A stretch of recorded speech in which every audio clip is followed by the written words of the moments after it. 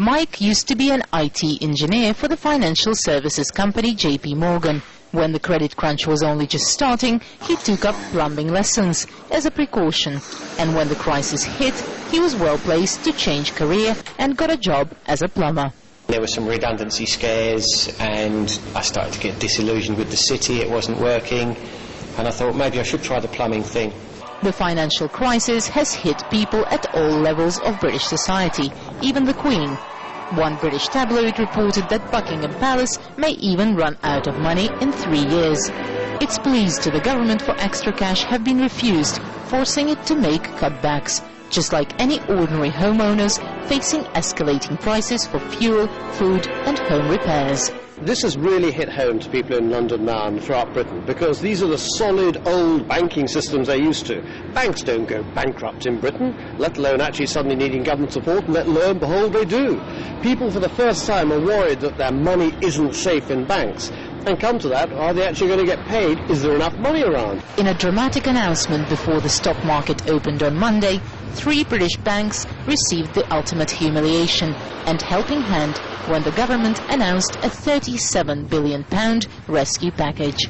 It means the taxpayer now has a large stake in Lloyds TSB, Royal Bank of Scotland and HBOS.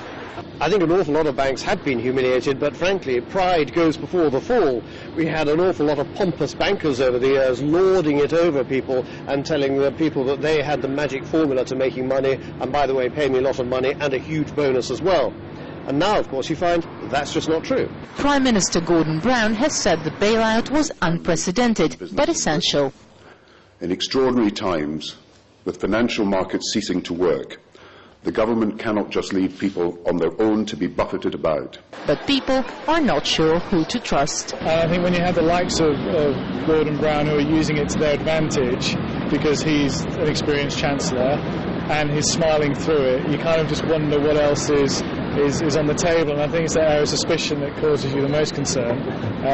You know, what's next? But I don't really understand it, so I don't really get like what I'm part of it for. I don't understand that really, and to be honest, it annoys me because it's my money, not theirs. As consumers feel the bite, retailers are seeing slowing sales and people resorting to new methods to save money. The leading person-to-person online shopping website in the UK had its busiest ever month in September 2008. Newspapers and magazines are also full of advice on how to save and survive without spending a fortune. How to cut a dash for less cash. Switch to Credit Crunch Couture. That's the new advice given to fashionistas who are watching their pennies. Revamping or making it yourself is in fashion again.